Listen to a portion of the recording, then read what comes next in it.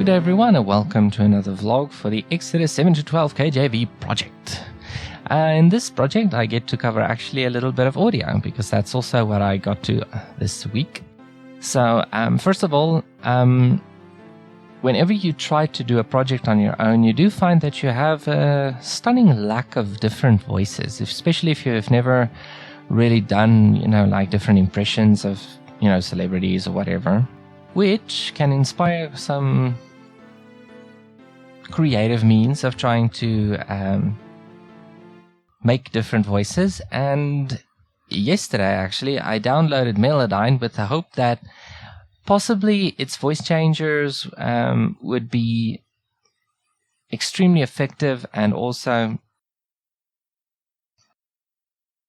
very flexible. Now, having said that, Melodyne's voice changer is probably a Formant shifter, to be more specific, has been the smoothest I've heard so far. You tend to have kind of like a breakup, which I will play to you in a few seconds. There's kind of like a breakup, like when you're tuning an FM radio or something and you tune it just off the station, you hear there's like a crackle breakup that happens.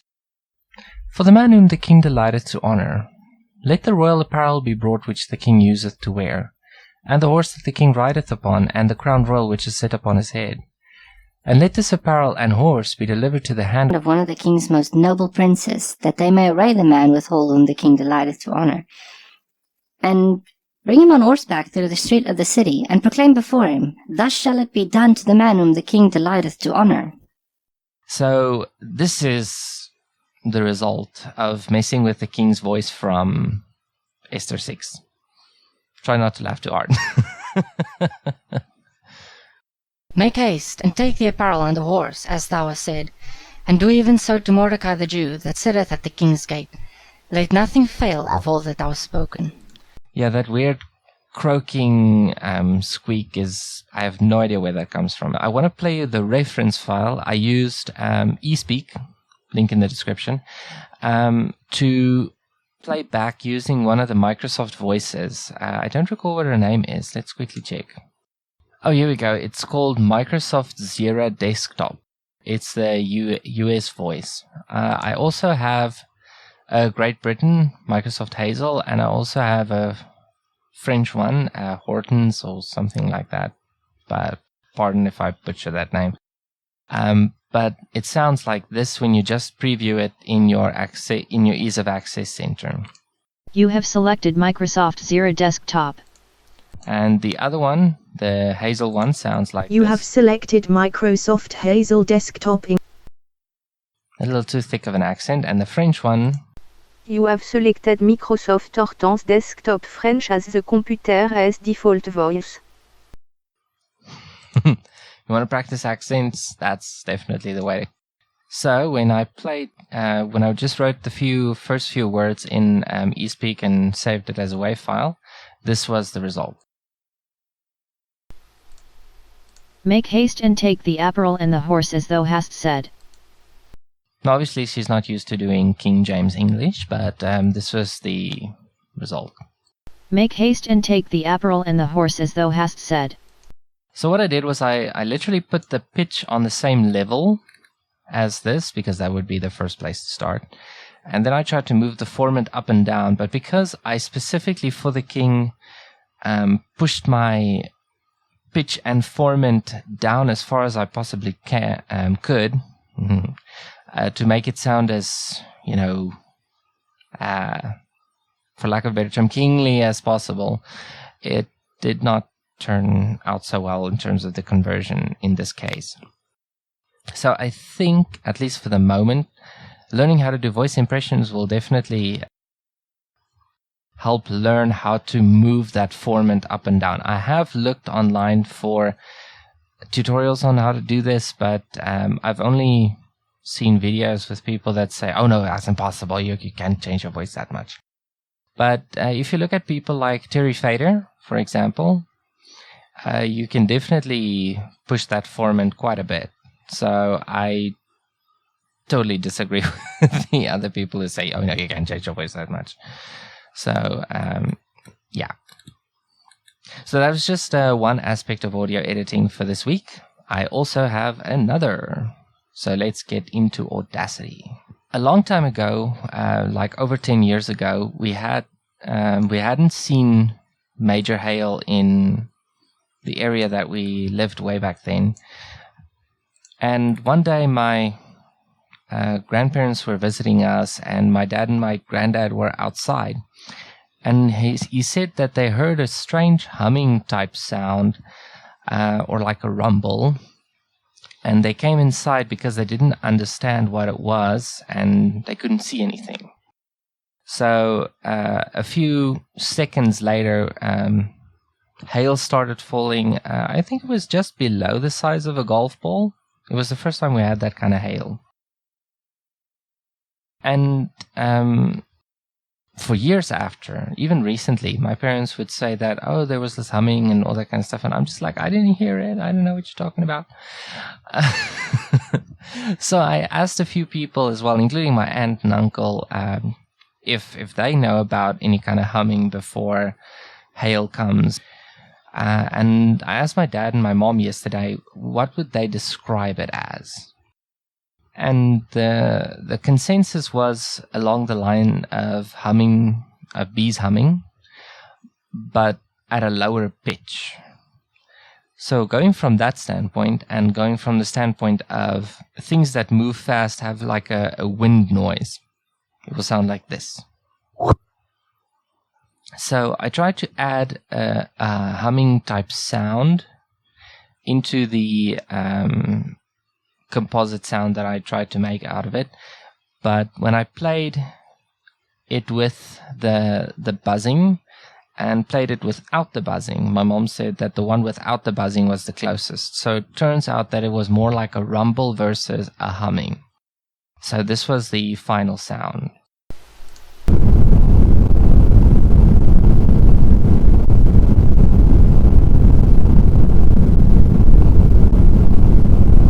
So it just does that for like 30 seconds. It's just to give it some meat. And the sound that I wanted to use was a MIDI sound. This is a combination of a MIDI sound and pink noise. So if you were to go into something like Anvil Studio, you can adjust your MIDI instruments and stuff. I'm going to tell you which one I used. Okay, so I used saw lead in order to get the humming type sound. So I'm going to play you only the saw lead.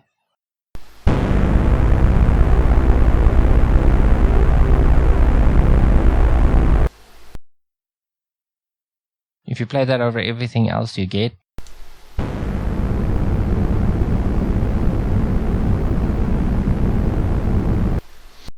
Alright, so for the other stuff, all I used was applause, seashore, and another saw lead. One was an octave lower than the other, if I remember correctly. But I also had that turned off. So if I were to turn that on with the other one, you would hear.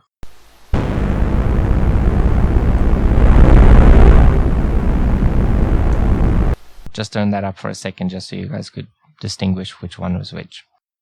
So that's just a quick composite on how to create that sound effect.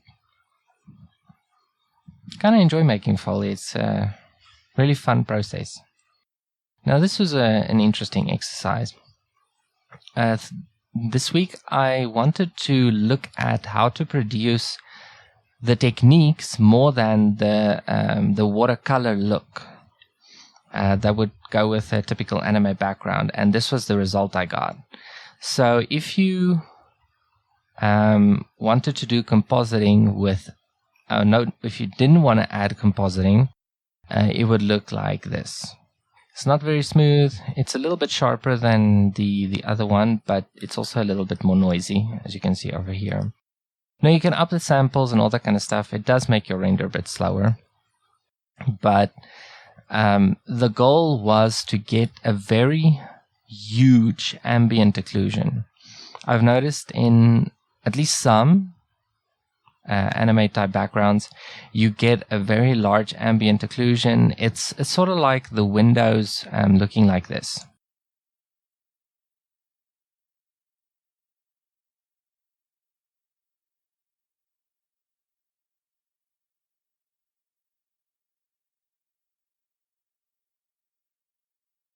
like that.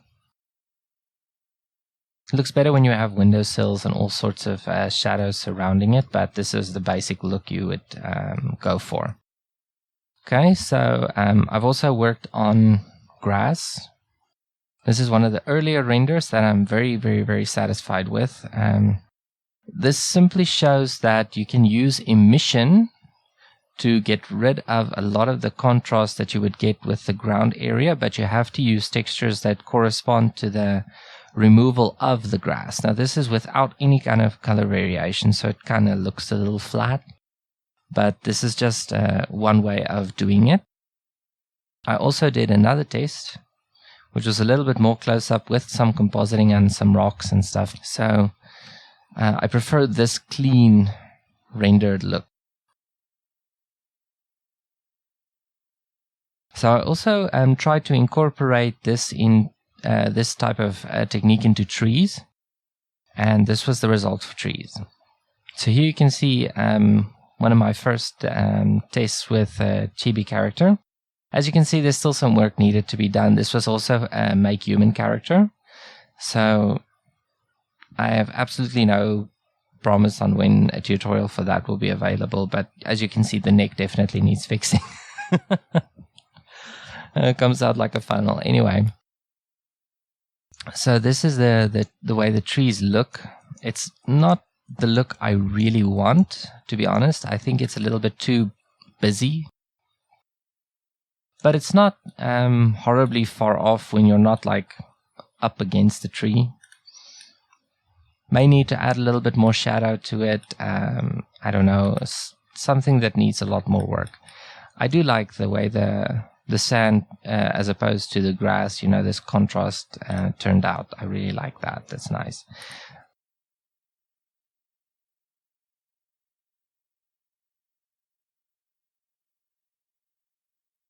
God is awesome. So in terms of modeling, I also got to actually start working on one of the guards, modeling a shield, a dagger type deal, as well as a strap to hold it. I saw in one painting, I don't remember who painted it, that the guard would actually have straps going over the chest on both sides, but I don't know what the purpose for that would be, except for possibly hanging up the shield or something along those lines. I don't know. But instead of doing the double strap, I just went for the single one because I don't want to add two straps if it's not necessary, and I didn't find anything else that would suggest that they had two straps. And there are very few soldiers in the hieroglyphics that I've seen so far. In the hieroglyphics I've seen so far, they pretty much had their shields over them the whole time, so you couldn't tell whether they had two straps or not. So I just went for the seatbelt kind of one that would hold it over here, but also enable the soldier to have something there. So as you can see, he also has the spear and of course the shield. For the helmet, I used the king's crown and just flatten the top and also bring down the point. And it actually looks pretty cool if you change the angle a little bit like that and so on. To animate the shield, I tied it to the bone in the arm. So if you were to go into the rig and select this layer over here, you can see that I tied it to this arm when I move the hand. I just want to turn that off. If I move the hand,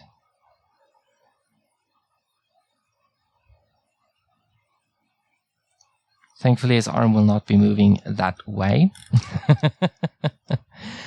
In order to make sure that the straps don't go through that arm or anything like that, I just made the straps part of the arm and part of the hand, so they actually don't touch the shield because they will go straight through. It's just a single plane. So I'm very happy with that. And of course the spear as a nice material, nice look to it. And this is what the dagger looks like. I'm just going to move it out so you can see it properly. That's what the dagger looks like. I'm gonna do a quick viewport.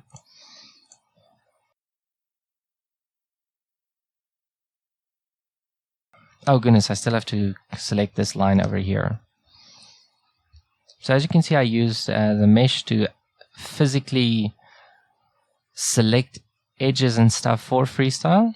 I didn't subdivide it additionally because it's kind of not necessary for a prop that's just going to be in the background. So while I'm in here, let's quickly get this fixed. Yep, that's the one. As you can see, I added a reflective texture to it. I think we should change the texture. I'll turn off freestyle for a second.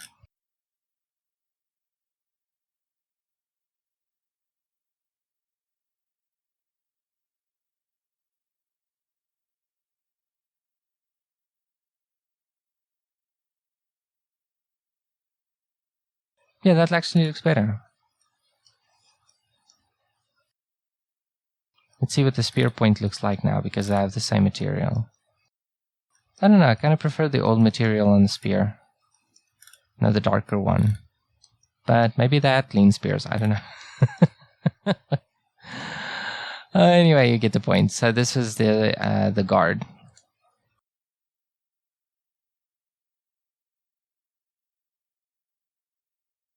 So just want to get back to the palace so I can show you guys what that looks like at the moment. Didn't get too much concerning the palace, but I did get to add the extra pharaohs. Got to add this little stage, for lack of a better term. Got to add more gates to it. Got to add this wall, which still needs hieroglyphics, by the way. But I did get to add the hieroglyphics for the this. It's not technically a walkway; it's more like just a roof. But you can obviously get on the roof if you have to.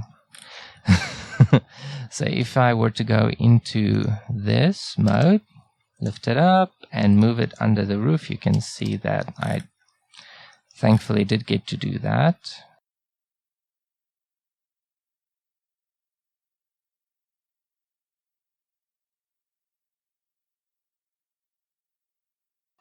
There you go. Now you guys can see it nice and properly.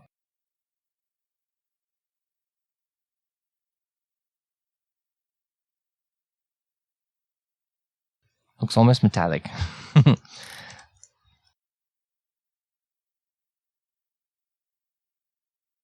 And that is pretty much it for this week. Just to make it a little bit more interesting, I'm going to time-lapse the application of the hieroglyphics on this wall, or these walls, with an S, so you guys can see how that process is typically performed.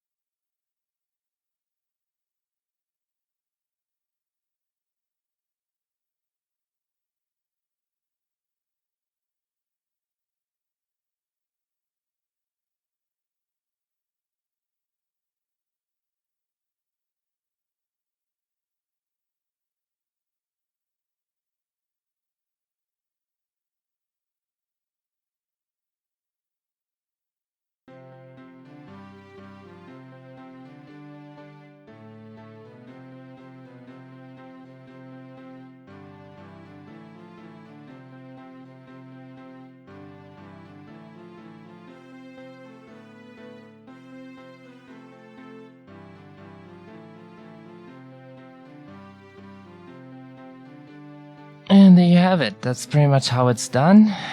Now I still have to do quite a lot, but this is where I'm going to end for today. Have a great one and God bless you.